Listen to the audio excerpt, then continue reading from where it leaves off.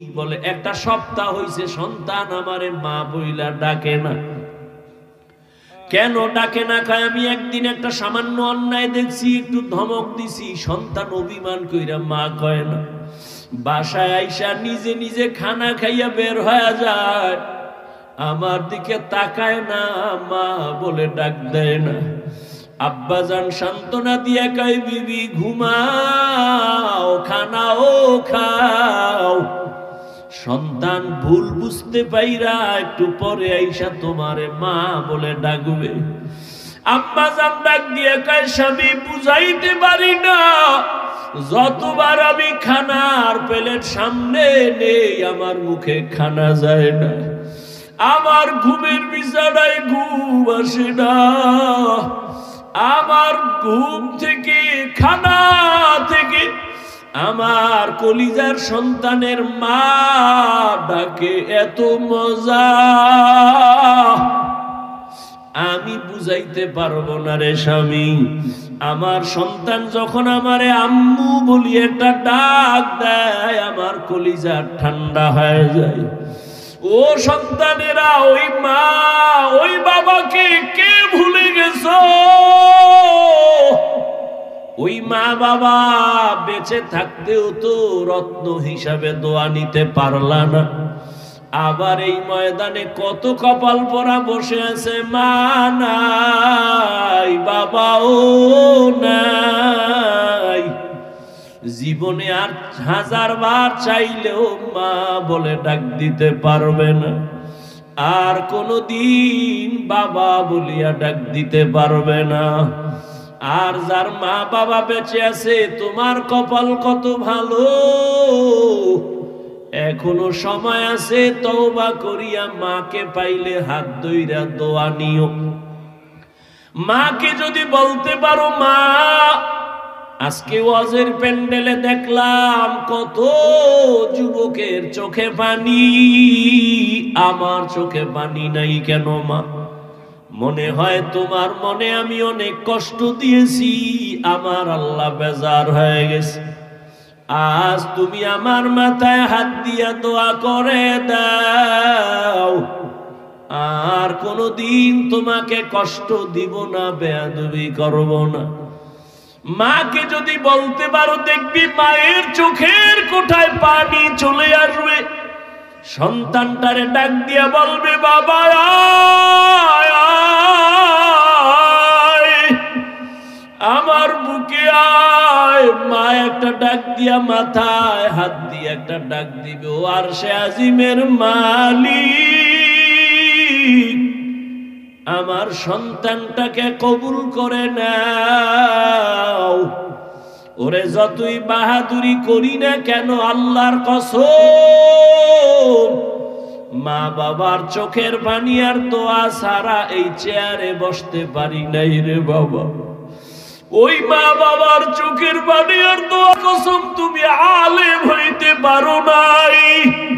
ওই মা বাবার চোখের পানি আর দোয়া ছাড়া টাকার মালিক হইতে পারো নাই রে সন্তান, পরীক্ষায় পাশ করতে পারো নাই। ওই মা বাবার চোখের পানি আর দোয়ার কারণে আজকে তুমি টাকার মালিক, বাড়ি গাড়ির মালিক, সম্মানের চেয়ারের মালিক। জানোনি মা বাবা তোমাকে আমাকে নিয়ে জীবনের শুরু লগ্নে কি কষ্ট করেছে?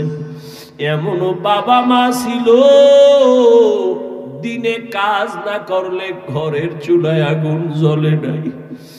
কত কষ্ট করে মা বাবা জীবনটা কাটাইছে রে সন্তান।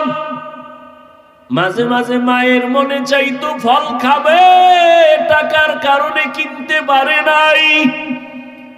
মাঝে মাঝে বাবার মনে চাইতো ইলিশ মাছ দিয়া খানা খাবে, টাকার অভাবে কিনতে পারে নাই। আজকে তুমি সন্তানের ঘরে ফলের অভাব নাই, ফ্রিজ ভরা তোমার মাছের অভাব নাই। কি লাভ হবে ওই ফল আর মাছ দিয়া? চাইলেও তো মা বাবারে আর খাওয়াইতে পারবা না। ওই মা বাবা এত সাদা কাপড়ের প্যাকেট, ওই বাড়ির পেছনে বাঁশ বাগানে মাটির গর্তে পড়ে আছে রে বাবা। ওই মা বাবারে আর চাইলেও ফল দিতে পারবা না, মাছ দিতে পারবা না। তবে কপাল যদি খুলতে চাও বাবা, 2 ফোঁটা চোখের পানি পাঠায়া দাও। কান্না যদি না আসে, যদি ডানে বামে কোনো কান্নাওয়ালা গোলাম পাও, হাতটা বাড়াইয়া দোয়া নিও। কান্নাওয়ালার দোয়া খালি ফেরত যাবে না রে বাবা। ওই মা বাবার জন্য দোয়া করিও, চোখের পানি সারিও, গুনাহ কমাইয়া নেক আমল করিও। জীবনটা ধন্য হয়ে যাবে, মা বাবার খেদমতের কারণে আল্লাহ খুশি হয়ে যাবে। আল্লাহ বলেন, ও মানুষ তুমি বড় দুর্বল। আমি যখন দুনিয়াতে এসেই যাচ্ছি, হঠাৎ আম্মাজান বেহুশ হয়ে পড়ে গেছে। আমার দাদি আর নানি আমাকে ধরে পরিচ্ছন্ন করে আম্মুকে ডাক দিছে, এই দেখ কত সুন্দর গোলাপ। আম্মাজান এত কষ্টর মধ্যে বেহুশ, এত চোখের পানি ফালায়া কাঁদলেন, 7 আসমানের বোঝা মাথায় নিলেন। হঠাৎ আমার চেহারা দিয়ে তাকাইয়া মনে হয় মুহূর্তে আম্মাজানের কষ্ট সব শেষ হয়ে গেল। আম্মাজান আমাকে কোলে নিলেন। আমার দাদি নানি বলে, বাচ্চার কান্না বন্ধ করে দুধ দাও। আমারে দুধ দিছে, আমি খাইতে পারি না, গাল বেয়ে পড়ে গেছে। আল্লাহ কয়, দেখ আমি কত দুর্বল করে বানাইছি। অন্যদিকে তাকায় দেখ, একটা ছাগলের বাচ্চা দাঁড়ায় গেল।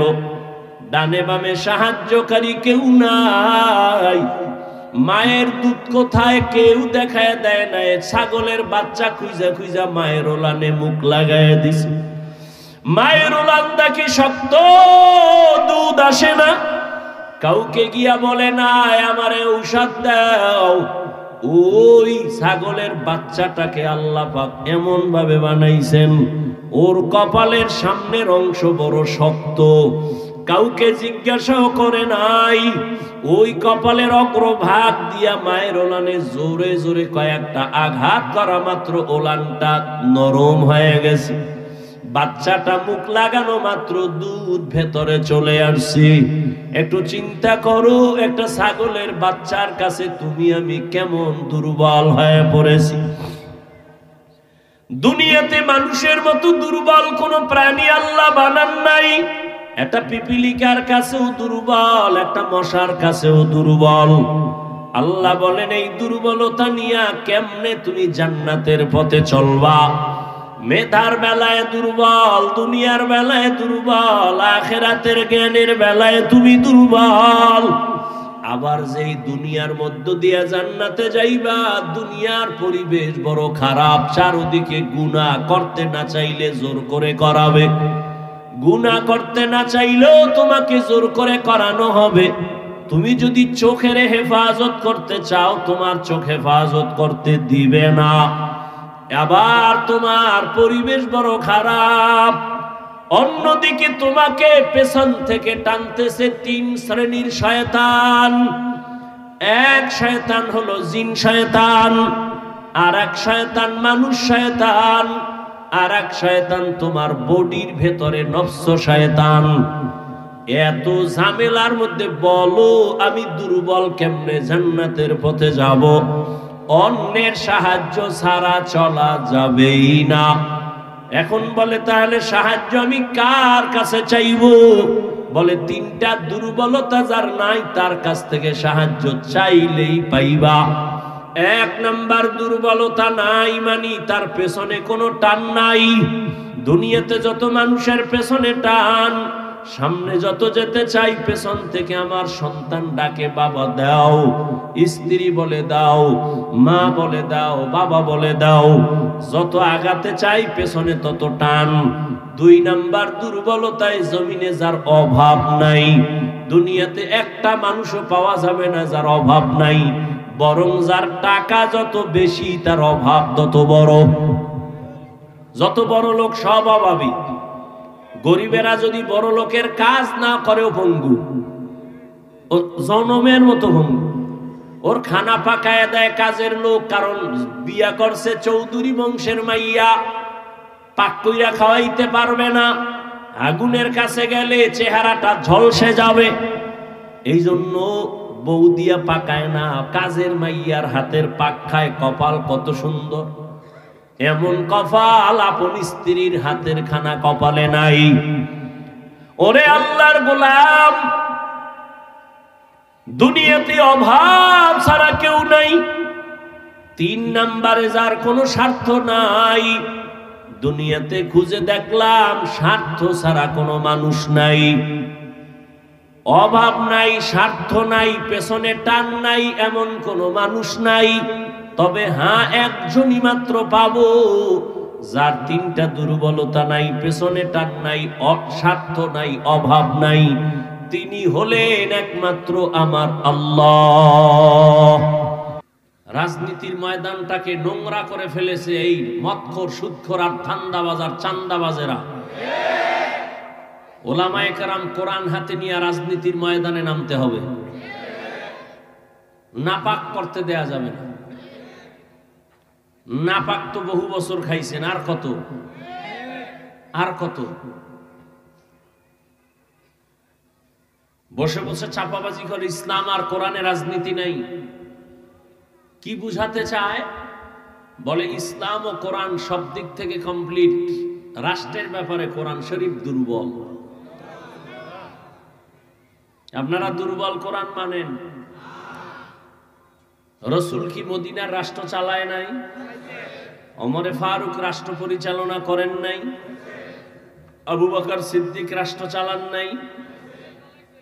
রাজনীতি মানে কি? তসবিটা না। বাদশাহ হারুন রশিদ রাষ্ট্র পরিচালনা করেছেন, তাহাজ্জুদের মুসাল্লায় রাতে খোদার লগে লাইন করছেন। রাজনীতি তো হতে হবে এমন। ওমরে ফারুক দিনের বেলা মানুষের বিচার আচার করেন, রাতের বেলা এলাকায় ঘুরেন, কোন আমার প্রজা, কোন মানুষটা আমার ক্ষমতা থাকা অবস্থায় কষ্টে আছেন খবর নেই। এর নাম রাজনীতি। রসুল শিখায় গেছেন। এজন্য বলি পৃথিবীতে শ্রেষ্ঠ রাজনীতির কিতাবের নাম কোরআন। পৃথিবীর শ্রেষ্ঠ রাজনীতিবিদদের শিক্ষক আমার রসুল। পৃথিবীর শ্রেষ্ঠ রাজনীতির সংসদ বা পার্লামেন্ট মসজিদে নববী। মসজিদের ইমাম থাকতে হবে নিরপেক্ষ।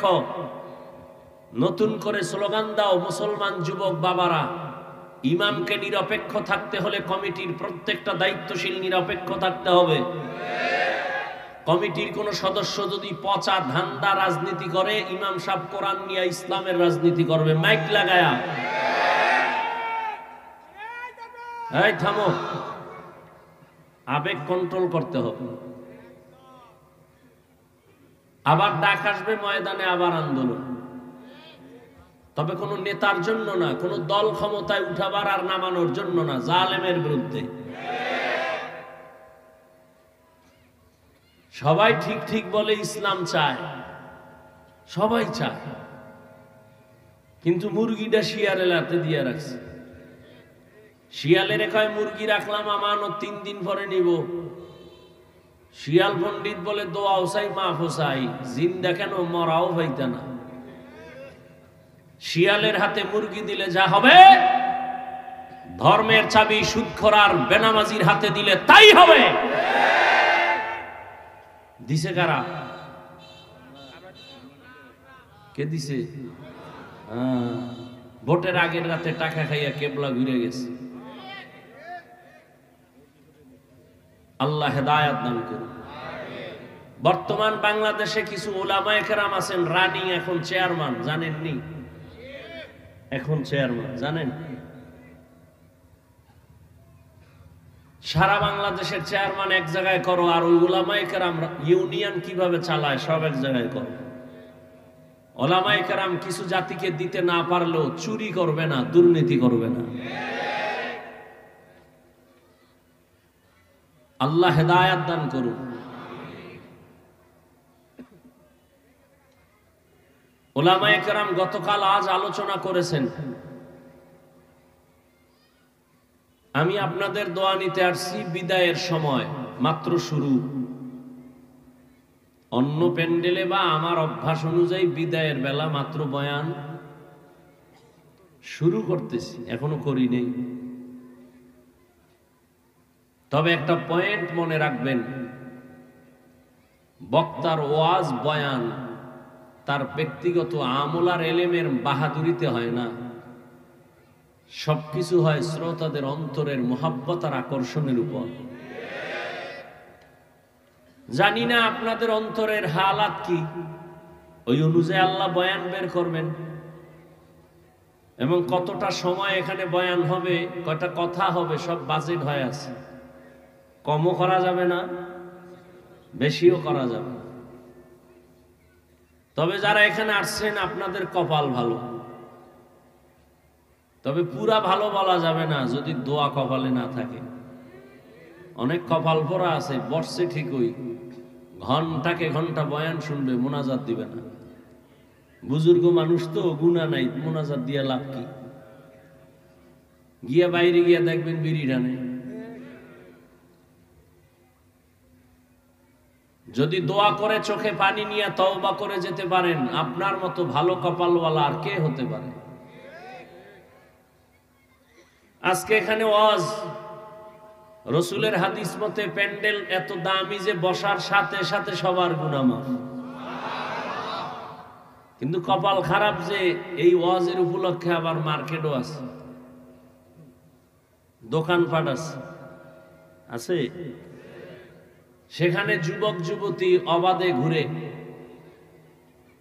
গুনাহ মাফ না তাজা তাজা কবিরা গুনাহ করতেছে।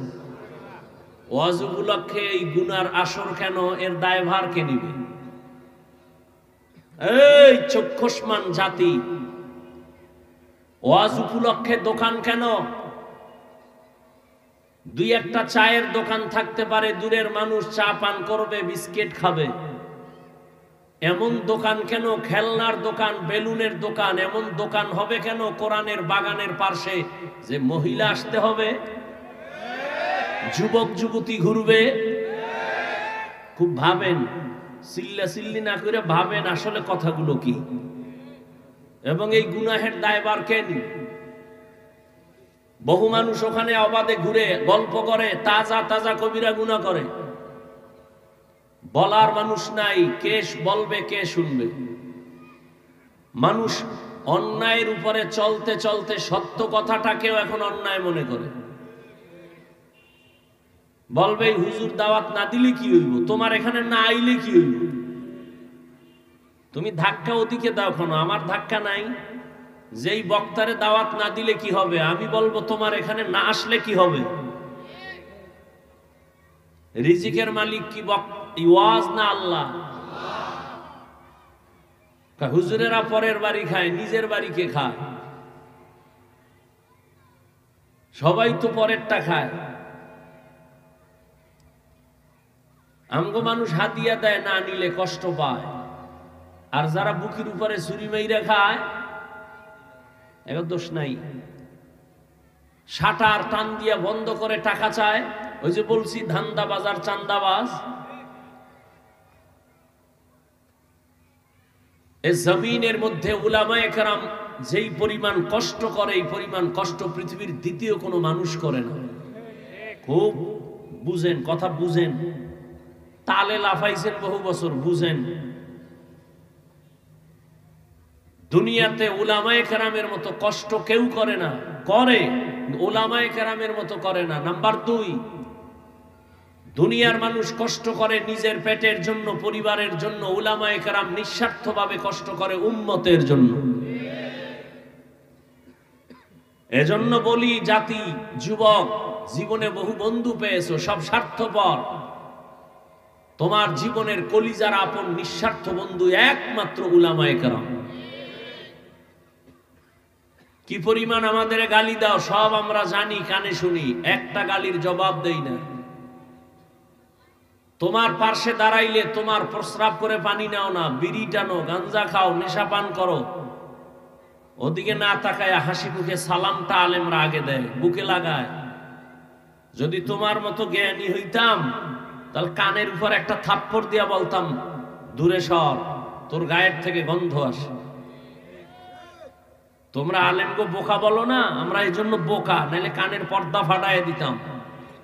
আমরা বোকা দেখা বুকে লাগাই, তোমার ময়লা বুকে লাগাই, গালি দাও জবাব না দিয়া বুকে লাগাই। বর দোয়া করে না কোনো আলেম, কলিজা দিয়া দোয়া করে। কোন আলেম বর দোয়া করে না, করলে চাকার তলে মাথা চলে যাইতো, মুহূর্তের মধ্যে টেরো পাইতে না। এই বাংলাদেশে যত আকাম কুকামার ঝামেলা দেখো, সবগুলো উলামায়ে কেরামের সাথে বেয়াদবির ফলাফল।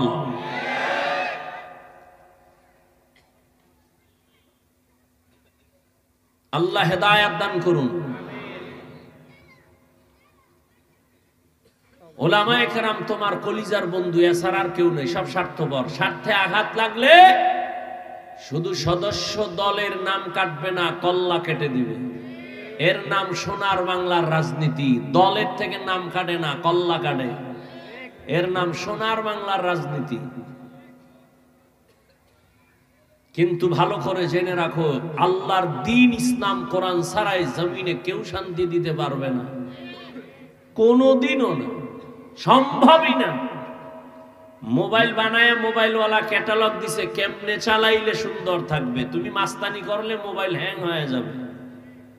জমিন ও আসমানের মালিক মানুষ বানায়া ক্যাটালগ দিছেন কোরআন, এই লাইনে জীবন চালাও শান্তি, উল্টা পাল্টা করবা অশান্তি। আল্লাহ আমাদের বুঝার তৌফিক দান করেন। টাঙ্গাইলের যুবকেরা নাকে তেল লাগায় ঘুমায়, দেশ স্বাধীন। কি স্বাধীন? দেশ স্বাধীন।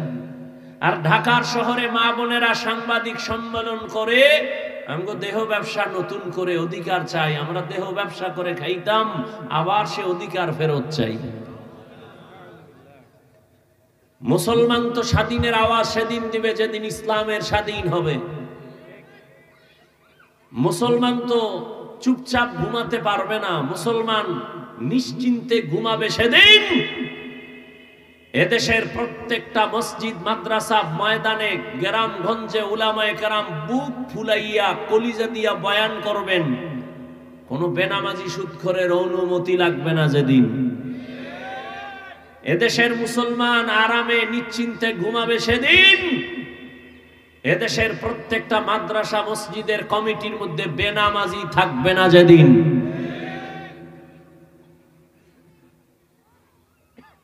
আল্লাহ হেদায়েতের দৌলত দান করেন। এত রাত্র কষ্ট করে বসে আছেন, কত আশা নিয়ে এই বয়ান শোনার জন্য তো বসেন নাই। সত্য কথা বলবে কে আর শুনবে কে? আমরা না বললে বলবে কে? ভুল হলে দাঁড়ায় যাবে যে হাফিজ ভাই কথাটা কোরআন সুন্নাহর ব্যতিরেক, যৌক্তিক নয়, কানে ধরে সবার সামনে তওবা করো। এবং এই ভয়ও নাই যে আমি আপনাদেরকে সবাইকে বড় হুজুর বানায় এখান থেকে যাব, না, এত ঠেকা আমার নাই। বরং আমি আপনার দরদি হইয়া আপনাকে চাইবো, আপনার চেয়ারে রাইখা জান্নাতের পথ কেমনে পান সে পরামর্শ দিব, অন্য কিছু না। আপনি স্কুলে পড়েন, কলেজে পড়েন, চাকরি করেন, ব্যবসা করেন, ওখানে থেকে কিভাবে জান্নাত পাবেন সে পরামর্শ দিব, অন্য কোনো বয়ান নেই। তান আপনি কওমিতে আসেন, না হয় জাহান্নাম। আমি তাবলীগের লাইনের সন্তান, এই লাইনে আসেন, না হয় জাহান্নামে যাবেন। আমি পীরের মুরিদ, আপনি পীরের কাছে যান, না হয় জাহান্নামে যাবেন। না, এমনটা বলি নাই, বলবো না। তবে ভালো আর মন্দ এটা আপনার সামনে পেশ করব, বিবেক দিয়া সমাধান আপনাকে নিতে হবে।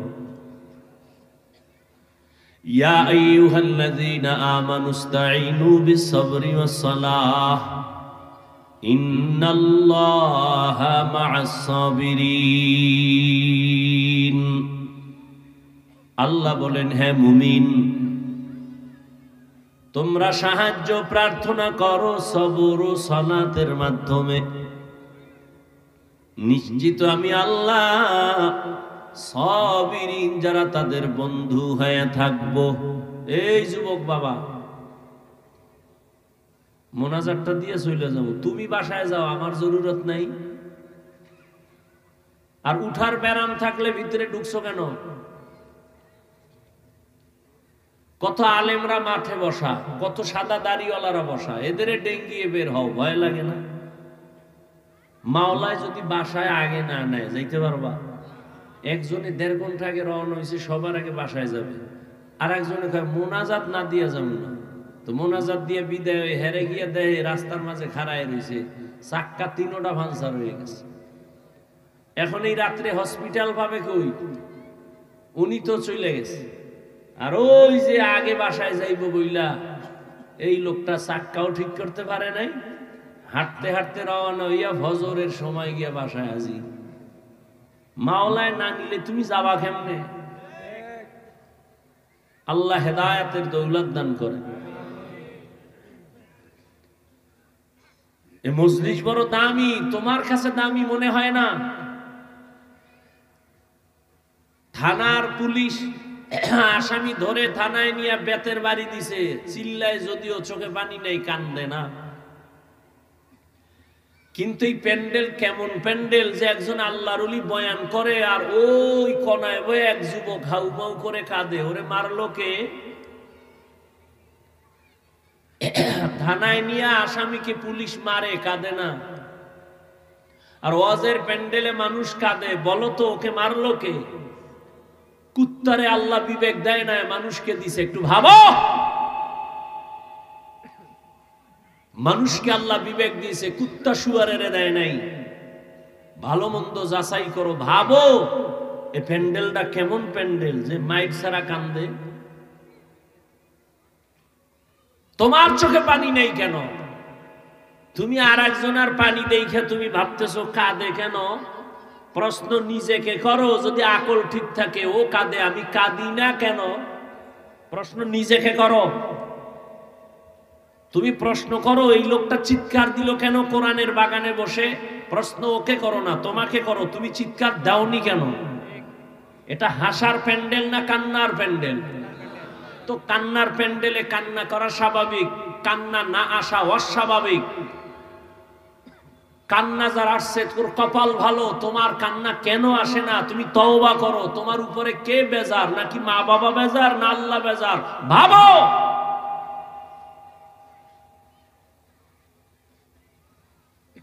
কার বরদোয়া লাগছে কপালে যে কারণে কলবটা পাথরের মতো শক্ত, চোখে পানি আসে না? হাফিজুর রহমান কি হেদায়েতের মালিক? কপাল যদি পুইরা যায়, হাফিজুর রহমান কেন আর মক্কা মদিনার ইমাম কেন?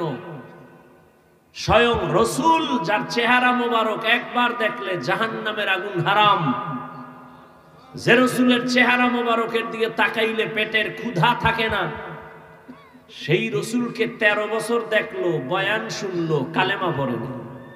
এর নাম কপাল। এই বেঈমানের নাম জানেননি? এর নাম কপাল। আর অন্যদিকে 27 বছরের যুবক তরবারি নিয়ে যায় নবীকে জবাই করতে। নবীজির চেহারা দেখে তরবারি ফালায় খায়, নবী কল্লা কেটে দেন, তবে কালেমার রশিটা আগে লাগায় দেন। এর নাম কপাল। কেউ এখান থেকে বয়ান করে আবু জাহালের মতো বয়ান শুনে রাস্তায় গিয়া দোষ শুরু করবে, কপাল।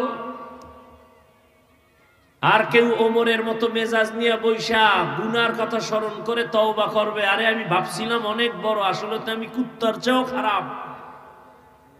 কুত্তা তো মালিকের মানে, বেতন পায় না, লাত্তি পায়, আর বড় মালিকের মানে। আমি তো মালিকের সব খাইয়া মালিকের চিনি না, মানবো কি? আমি তো কুত্তার থেকেও খারাপ। ওমরের মেজাজওয়ালা চোখে পানি নিয়ে যাবে ফজরে মসজিদে হাজির। এর নাম কপাল। ওয়ালাকাদ যারানা লিজাহান্নামা কাসীরাম মিনাল জিন্নি ওয়াল ইনসি লাহুম কুলুবুন লা ইয়াফকাহুনা বিহা ওয়া লাহুম আ'য়ুনুন লা ইউবসিরুনা বিহা ওয়া লাহুম আযানুন লা ইয়াসমাউনা বিহা উলাইকা কাল আনআমি বাল হুম আদাল উলাইকা হুমুল গাফিলুন।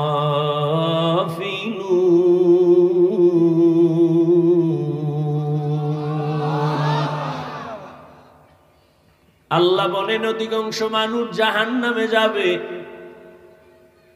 কম না বেশি? অধিকাংশ মানুষ জাহান্নামে যাবে, কারণ আমি আল্লাহ তাদেরকে একটা কলব দান করেছি, ফিকির করবে, গবেষণা করবে, করে না। আমি আল্লাহ চক্ষু দিছি দেখার জন্য, দেখে না। আমি আল্লাহ কান দিছি শোনার জন্য, শুনে না। তা কি পট্টি বাইদা রাখছে? কয় না, যা দেখতে বলেছি দেখবে, কিন্তু নিষেধ যা করেছি তা দেখে। এ দুটো চোখ দিয়া মা দেখবে সওয়াব, এ দু চোখ দিয়া বাবার চেহারা দেখবে সওয়াব, এই চক্ষু দিয়া বাইতুল্লাহর দিকে তাকাইবে সওয়াব, এ চক্ষু দিয়া কোরআন দেখবে সওয়াব, উলামায়ে কেরাম দেখবে সওয়াব। কিন্তু না, আমার দেওয়া চক্ষু দুইটা দরওয়াজা জানালা বন্ধ করার পর সারাটা রাত মোবাইলের দিকে তাকায়া কবিরা গুনাহ দেখছি, কবিরা গুনাহ, কবিরা গুনাহ। সারা রাত কবিরা গুনাহ করার কারণে আজকে যুবক চেহারাটার মধ্যে কোনো নূর নাই। চেহারাটার দিয়ে তাকাইলে মায়া লাগে না রে বাবা। কেন? 40 বছর পর্যন্ত কোনদিন চেহারায় মেডিসিন দিবি না, নষ্ট হবে না। কিন্তু যুবক, তোমার মাত্র 30 বছর, বলো তোমার চেহারার মধ্যে কেন নূর নাই, আকর্ষণ নাই, দেখলে কেন মায়া লাগে না? সারা রাত গুনাহ করেছো মোবাইলে, এর কারণে আমার আল্লাহ তোমার উপরে বেজার, চেহারার নূর আল্লাহ নিয়ে গেছেন। শুধু কি তাই, এই মোবাইলের কারণে তোমার যৌবন শেষ, তোমার চোখের পাওয়ারও শেষ, তোমার মাথা ব্যথা আগের তুলনায় বেড়ে গেছে। মোবাইলের কারণে তোমার হার্ট দুর্বল হয়ে গেছে, কিডনি ড্যামেজ হতে চলছে, তোমার খবর নাই। এমন একটা সময় আসবে, আসল সময়, চোখের পানিগুলো পড়বে, চোখের পানি মুছার আপন কেউ থাকবে না। সময়ের কালে যৌবন পাবি না, কান্নার আওয়াজ। সময়ের কালে চোখের পাওয়ার থাকবে না, শুধু কান্নার আওয়াজ। ও যুবক, তোমার মতো যুবক কি তোমার লাইনে নাই? 5 বেলার নামাজ পড়ে মোবাইলে গুনাহ করে না, দাড়িওয়ালা, জীবনে মাদ্রাসায় পড়ে নাই, তোমার লাইনে, জেনারেল লাইনে থাইকাও নামাজ ছাড়ে না, নাই? তুমি দরওয়াজা জানালা আটকাইয়া তোমার পায়ের জুতা খুইলা কপালে বাড়ি মাইরা বলবি, আরে কপাল পোড়া, তোর কপাল এত খারাপ কেন? তোমার মতো যুবক স্কুল কলেজে পড়ে, নামাজ পড়ে, দাড়িওয়ালা, ঢাকা বিশ্ববিদ্যালয়ে যাইয়া দেখো, পেছন দিক দিয়া তাকাইলে মনে করবা মসজিদের খতিব, অথচ জীবনে মাদ্রাসায় যায় নাই। মনেরে বুঝাইও রে বাবা, তোমার মতো যুবক রাস্তায় গাড়ি চালায়, আজান হলে নামাজে দাঁড়ায়, বলো তুমি কেন পারো না? তোমার উপরে কার যেন অভিশাপ লাগছে। খোদায় কানে দইরা তওবার প্যান্ডেলে বসাইছে, ওমরের মতো মনটা তৈরি কর, আজকে এখান থেকে গুনাহ নিয়া বাসায় যাবি না। মোনাজাতে কান্না করে তওবা করবি, খোদা তোমার দেওয়া সূর্যের আলো, চাঁদের আলো, পানি, বাতাস সব আমি ভোগ করেছি, অথচ কত নাফরমানি করেছি। আজ তুমি দয়া করে বেহেশতের ময়দানে বসাইছো, মইরা গেলে যাব, তওবার নিয়ত করতেছি, আর দাড়ি কাটবো না, নামাজ ছাড়বো না, বেপরদায় চলবো না, মা বাবার সাথে বেয়াদবি করবো না। তওবা কইরা যদি বিদায় হও, আমার মালিক এত দয়াময়, আল্লাহ না করুন যদি এই তওবা কইরা যাওয়ার পথে মরিয়া যাও, বিনা হিসাবে জান্নাত। আতিনা ফি দারে দুনিয়া না হাসান, আতিনা ফি দারে উকবা না হাসান, ইয়া গিয়াসাল মুস্তাগীসিন ইহদিনা লিফতিখারা বিল উলুমে ওয়াল গিনা। হর গরিদে नेक तू तैयार है, जो न मांगे उससे तू बेजार है। আল্লাহ বলেন, ও মুমিন সাহায্য প্রার্থনা করো সবর ও সালাতের মাধ্যমে, আমি আল্লাহ সাবিরিনদের সাথেই থাকবো। নবীজি বলেন, মাইয়ুরিদিল্লাহু বিহি খাইরান ইউসিব মিন, আল্লাহ যাকে মুসিবত দিয়া পরীক্ষা নিবেন। মুসিবত আসাটা আল্লাহর বড় নিয়ামত। যে ব্যক্তি আল্লাহ মানে, আল্লাহর এক বান্দি, ভালো বাবার সন্তান, স্বামীর ঘরে আসছেন, বহুদিন পরে হঠাৎ একদিন স্বামীকে প্রশ্ন করল, ও স্বামী আমার, তুমি আমাকে বলবা তুমি আমাকে কেমন ভালোবাসো, মহব্বত করো? বলে আমার জীবন দিয়া, বলে দলিল, বলে তুমি আমার জীবন আর মরণ। বলে আমার জন্য তুমি সব দিবা? বলে সব, চাইলেই দিব, চাওয়া মাত্রই দিব। স্ত্রী যেহেতু ভালো বাবার সন্তান, স্বামীকে একটু পরীক্ষায় ফেলছে। বলে দিবা কাহা? চাইলেই দিবা কা? চাইলেই তালাক দাও। কি দাও? স্বামী বলে, এটা কি বললাম? মরে যাব, কিন্তু এটা কি কখনো সম্ভব? মৃদু হালকা একটু তর্ক সমাধানের জন্য দরবারের নবুবীতে রওয়ানা। আপনাদের খারাপ লাগতেছে? একটু আওয়াজ দিয়েন, কথার কোন জায়গায় কি জবাব দেওয়া লাগে। সারা দিন দোকানে বগর বগর করতেই থাকেন, ঘুমের ভিতরেও কথা, আর যেহেনে লাগে হেনে কথা নেই। কিছু মানুষ আছে না, হুদাও কথা কয়, এহে নাইলে বোবা, ভাবলো বয়ে রয়েছে চেয়ারম্যান, আর দোকানে বয়ে হুদা ফাও কথা বইলে ফিরি ফিরি চা খায়। আওয়ামী লীগের একজনের ফাইলে হারে ফার্ম দিবে, হে কইবে রে চা দাও। বিএমপির একজন ফাইলে আবার আওয়ামী লীগের বিরুদ্ধে কইবে, বিএমপি কইবে চায়ের সাথে একটা রুডিও মারো।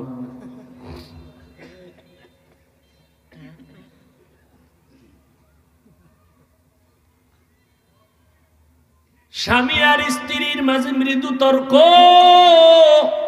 মোহাব্বতের তর্ক। কি তর্ক? মোহাব্বতের। আপনারা কি আর স্বামী আর স্ত্রী ঝগড়া করে, গালি দেয়, সন্তান মাঝখানে বয়া বয়া শিখে। কি আদর্শ মা বাপ! আর এখন তো ফ্রি মাইন্ড আর ডোন্ট মাইন্ড। এখন আর আপনি আপনি নাই, নাম ধরে ডাকে, স্বামীরে নাম ধরে বিবি ডাকে, হৃদয় শুনে যা, নাম ধরে ডাকে, ফ্রি মাইন্ড। আবার হৃদয় ম্যাডামের নাম ধরে ডাকে, বেবি শুনো। আল্লাহর মায়ের দুনিয়ার বাইরে দিছি একটা ছেলে সন্তান, এইটা দীর্ঘদিন শুনতেছে। একজনে আর একজনারে কয় হৃদয়, কেউ কয় বেবি, ছেলেও ডাক দিছে, এই হৃদয় টাকা দে। মায়ের ডাক দিয়া কয় বেবি খানা দে। আব্বু বলে না, আম্মু বলে না, উপায় কি?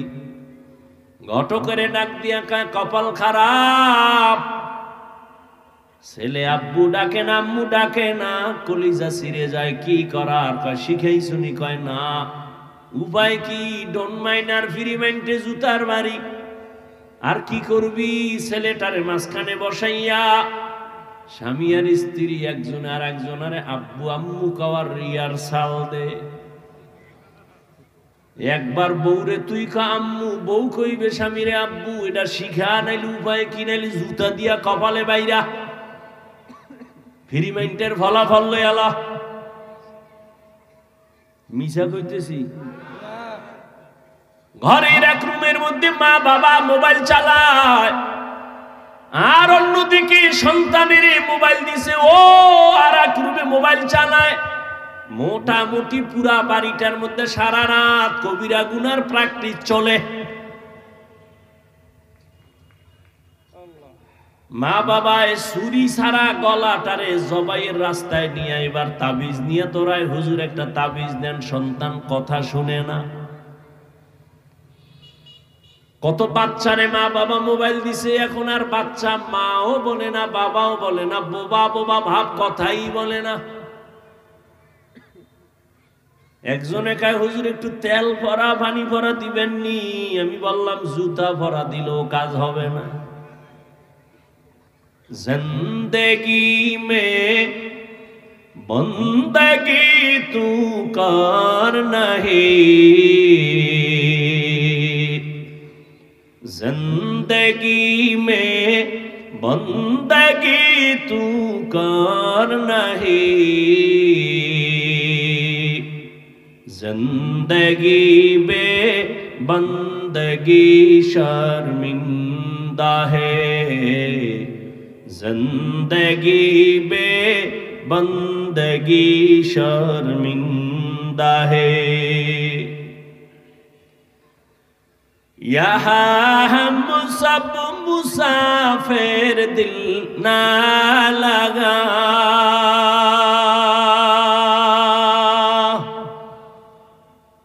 अहले दिल की नजर से रूह करता जा,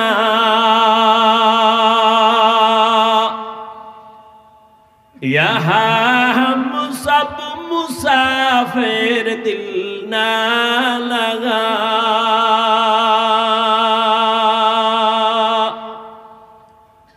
अहले दिल की नजर से रूह करता जा,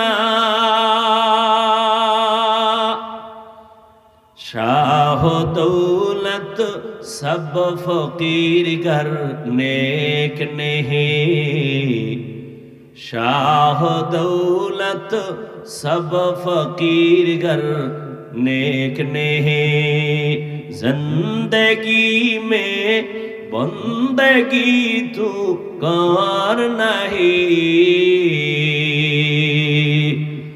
जिंदगी में बंदगी तू कर नहीं,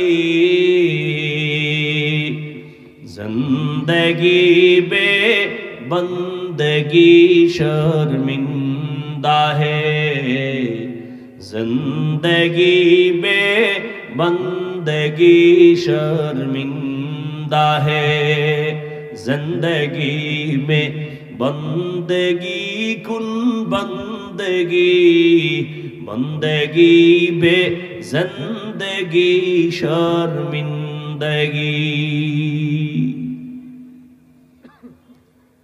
নবী জীবনের আল্লাহ যাকে পছন্দ করেন তাকে আল্লাহ পরীক্ষা নিবেন মুসিবতের দ্বারা। স্বামী আর স্ত্রী যখন তালাক চাইছে, স্বামী বলে দেওয়া হবে না, বলে ওয়াদা দিছো চাইলেই দিবা, এখন কেন দিবা না? চলো সমাধানের জন্য রহমতের নবীর দরবারে। নুজহাতুল মাজালিস নামক কিতাবে সবরের বয়ানে ঘটনা আছে। হঠাৎ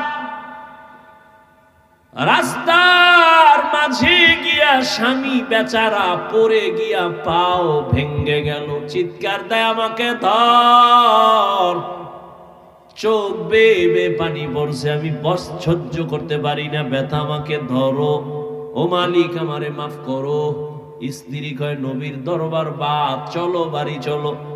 হাত ধরে বাড়ি আইসা স্ত্রী ডাক দিয়ে কয় স্বামী মাফ করে দাও, আমি যে তালাক চাইছিলাম আমার কথা আমি ফিরাইয়া নিলাম, উড্ড করে নিলাম। স্বামী বলে চাইলা কেন, চাওয়ার পরে ফিরাইলা কেন? তুমি কি নবীর হাদিস শোনো নাই? রহমতের নবী বলছেন আল্লাহ যাকে মোহাব্বত করবেন তাকে মুসিবত দিয়া পরীক্ষা নিবেন। আমি তোমার ঘরে কত বছর সংসার চালাইলাম, কোনদিন একটা মুসিবত দেখি নাই। যেখানে আল্লাহর মুসিবত আসে না বান্দার উপর, ওখানে রহমত থাকে না, আল্লাহর মোহাব্বতের নজরও পড়ে না। যেখানে আল্লাহর রহমতের নজর নাই, মুসিবত নাই, ওখানে আমিও নাই। তালাক চাইছি, কিন্তু রাস্তার মাঝে হঠাৎ তুমি পড়েছো, পা ভেঙ্গেছে, এক মুসিবত, তুমি আল্লাহরে ডাকছো, চোখের পানি চলে আসছে। এবার আমি ভাবলাম আল্লাহর কুদরতি মোহাব্বতের নজর আসছে, রহমত আসছে, মুসিবত আসছে। যেখানে রহমত আছে আমিও সেখানে আছি।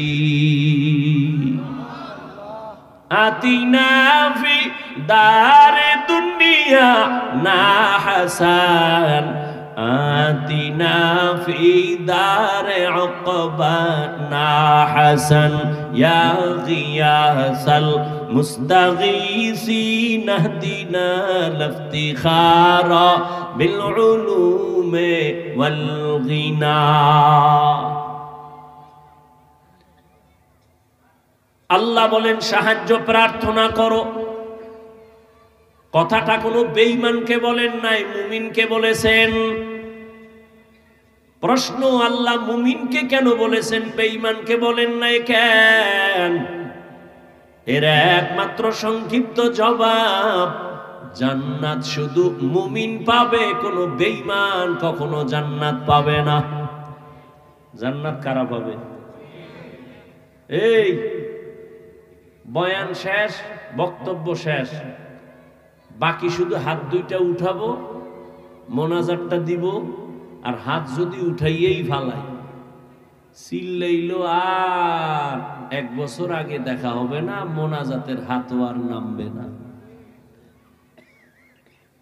কষ্ট কইরা কথা বলতেছি, ঝামেলা কইরা মোনাজাতটা দেওয়ায় দিলে কিন্তু আর শেষ, কপাল নিজেরটাও গেল, আমারটাও গেল। ধৈর্যের সাথে যদি শুনেন তাহলে আমি বলতেছি, বলতে থাক। মাওলা চাইলে হবে, বান্দা চাইলে হবে। এনে ঘুমায় বয়ে, কেউ বাদাম খায়, 2 ঘন্টা বাদাম খাইলে পেট ভরবো, না খাইলে মরবেন। তো অজের ভ্যান্ডেলে খাওয়ান কেন? এখানে যদি গুনার চিন্তা করে ভাবেন আল্লাহ আমি মাপ পাইলাম নি, সে খানার দিকে তাকায় কখন? মোবাইল নিয়ে ব্যস্ত হয় কখন? এই মোবাইল নিয়ে যারা ব্যস্ত, এগো কলবের দরজা বন্ধ। কপাল খারাপ, কি করা? 24টা ঘন্টা মোবাইল নিয়ে মরে। আল্লাহ নিয়ে আইছে একটা বেহেশতের বাগানে, হ্যাঁ না, ইয়াও মোবাইল খুইলা দেখাইতেছে, হুজুর চিনেন নি আমার, আমি বিদেশি মোবাইলওয়ালা। কেমনে কইলে যে আপনাদের বুঝ আসবে, আমার সে ভাষা নাই। নিজের অপরাধী মনে হয়। ওই যে শুরুতে বলছিলাম, মানুষ অন্যায়ের উপরে চলতে চলতে এমন হইছে, এখন সত্যটা বললে মনে করে এইটা অন্যায়। হ্যাঁটা ঠিক। কেন আপনি মোবাইল হাতে নিছেন? কি যুক্তিতে আমাকে বলেন তো, একটা যৌক্তিক জবাব আমাকে দেন তো, যে হাফিজ ভাই এই কারণে মোবাইল ওয়াজের প্যান্ডেলে হাতে নিছি। যৌক্তিক জবাব দেন তো, আমি আপনার কপালে চুমা খাম। আপনি আকাম ছাড়া কিছু করতেছেন। বুদ্ধি খাটায় জবাব দিবেন এতটুকু যে হুজুর আমি আপনার ভক্ত, রেকর্ড করি, ছবি উঠাই। আপনি জ্ঞান খাটায় বলেন তো, 200 হাত দূরে বয়ে মোবাইলটা ধরলে ছবি সুন্দর হবে? কথা হয় না, রেকর্ডিং ভালো হবে। বরং আপনার ওই কাজটা নিখুঁত ভাবে মিডিয়াওয়ালারা করতেছে না? তা আপনার বয়ান প্রয়োজন হইলে সকালবেলা ডাউনলোড করে নিয়ে যাবেন। এতদূর বুদ্ধি না থাকলে কচু গাছ খুঁজেন। আপনি বেঁচে আছেন কেন? এই বুদ্ধিটা মাথায় নাই, দেখাইতেছেন মোবাইল। আর মোনাজাতের পরে যদি মোবাইল জিনে নিয়ে যায় তা আমও গেল সালাও গেল, কচু গাছ খুঁজেন। পাগল হয়ে গেছে মোবাইল নিয়ে, ছবি ছবি ছবি। বাথরুমতে বাইরে দিয়ে হ্যাঁ নো মোবাইল ধরে গেছে। আমি ভিতরে আইলি না কেন? বেয়াদব।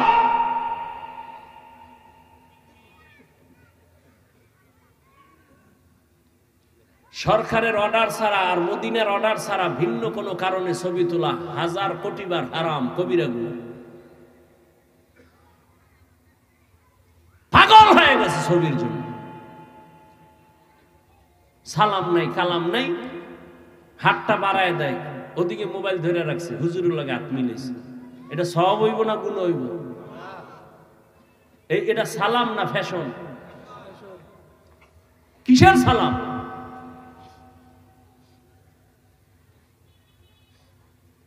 পাও তৈরি যদি হিন্দুরে বুঝাইতাম না, সবটি মদিনার পাগল হয়ে যেত। মুসলমান দিদি খোদায় পারে না, আমি কেমনে পারবো? এত বড় মহামারী দিয়েও দাড়ি উড়াইতে পারে নাই। করোনা দিছে, এরপরও মদখোর মদ ছাড়ে না। আলেমের সাথে বেয়াদবি বন্ধ হয় না, সুদখোর সুদ ছাড়ে না।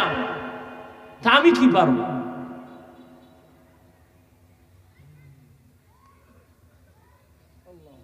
হজে আইছে, একটা বেলুন কিনছে। বেলুন কি কিনছে? বাড়ি গিয়া ম্যাডাম কা কি আনছো? কাছে মোনাজাতে কবুল হইছে বেলুন।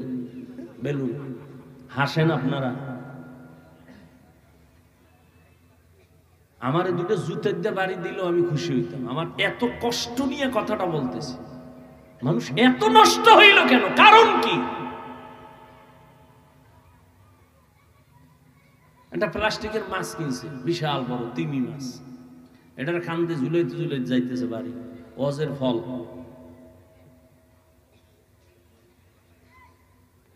ঘুমের মধ্যে ঠাডা পড়তো, খালি মোহাম্মদের উম্মত হইছে, এই জন্য বাইসা গেল। মোহাম্মদের উম্মত না হইলে ঘুমের থেকে উঠে একটা চেহারা কুত্তার মতো হয়ে গেছে, শুকরের মতো হয়ে গেছে। মোহাম্মদের উম্মত হয়ে সারলা, কপাল খারাপ, চিনলা না সে মোহাম্মদ নবীকে।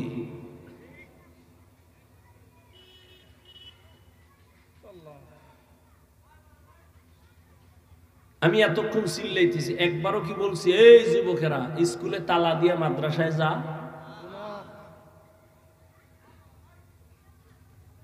আর কেমনে বুঝাইলে এ জাতি দিনের পথে আসবে? কই আমার দলের দিকে ডাকি নেই তো, আমার দলই নাই, আবার ডাকমুখী।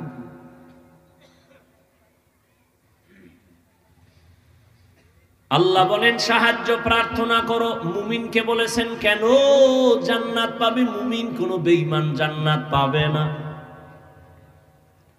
আর মুমিনেরাও যে জান্নাত পাবে বড় ফিডাফিডির পরে, আগে না। এবার বুঝেন, মুমিন জান্নাত পাবে এটা ফাইনাল।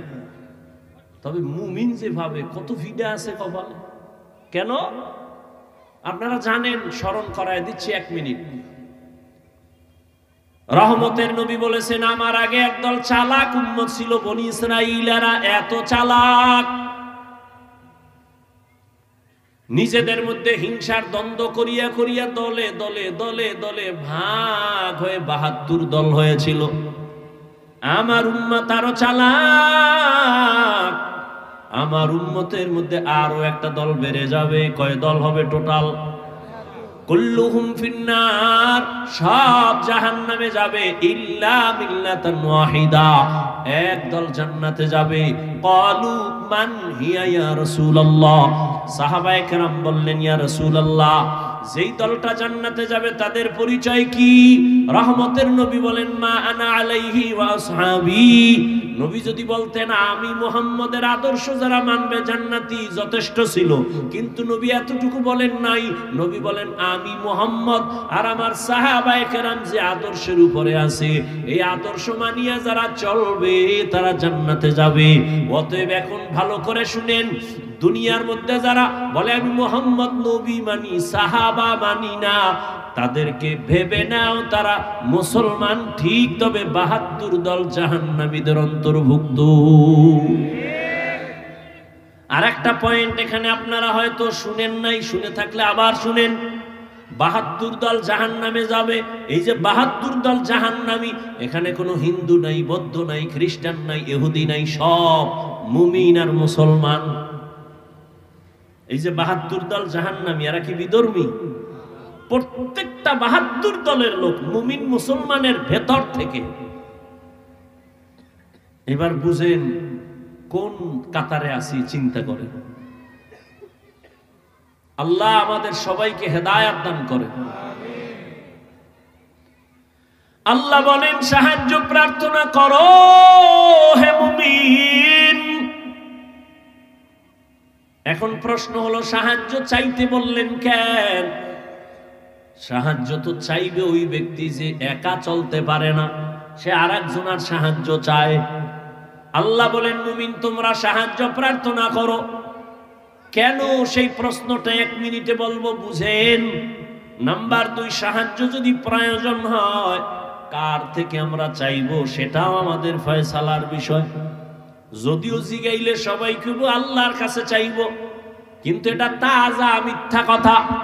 কারণ এই দেশের জাতি যদি আল্লাহর সাহায্য চাইতো, সুদি কারবারি এনজিওরা 100 বছর আগে পালায়া যাইতো।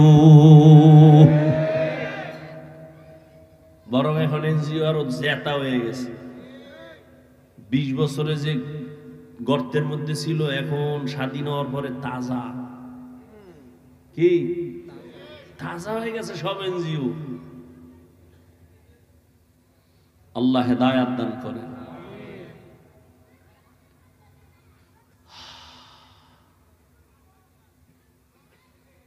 কি কথা বলতেছিলাম ভাই? সাহায্য যদি প্রয়োজন হয় কার থেকে নিব এটাও ফয়সালা করতে হবে। 3 নাম্বার, সাহায্য যে নিব, যার থেকেই নিব, কোন সিস্টেমে নিব। সিস্টেম আছে না? আপনার এলাকায় চেয়ারম্যান আইছে, কথার কথা আপনার এখন কিছু দরকার, চেয়ারম্যানের কলারটা ধরে এখন, এই চেয়ারম্যান আমি এলাকার বাসিন্দা, আমার ভোটে তুমি চেয়ারম্যান হইছো, 50 কেজি চাউল ফাটাইয়া দাও। দিব না জুতা মারবে? বল 50 কেজি কেন, 50 বস্তা দিব, নিয়ম অনুযায়ী চাও। সাহায্য চাইবো কেন? প্রথম প্রশ্ন, কেন সাহায্য চাইবো? সাহায্য তো ওই ব্যক্তির প্রয়োজন যে একা চলতে পারে না। তার জবাব আল্লাহ কয়, সব মানুষ তুমি এতটাই দুর্বল। ওয়া খুলিকাল ইনসানু যায়ীফা, আমি মানুষকে বড় দুর্বল করে বানাইছি, আর সবাই দুর্বল। একটা ছাগলের বাচ্চা সবল, মানুষ দুর্বল। একটা ছাগলের বাচ্চা যখন দুনিয়াতে আসে, তাকাইয়া দেখি ওরে আকলওয়ালা মানুষ।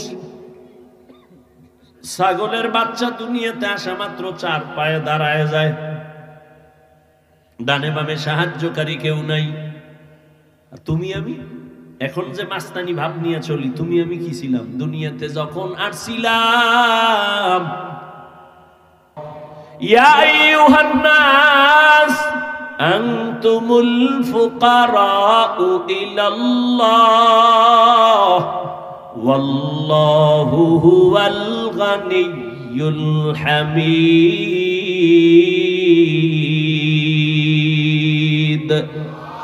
আল্লাহ বলেন, মানুষ তোরা সব ফকির গরিব, আমি আল্লাহ একমাত্র প্রশংসিত ধনী।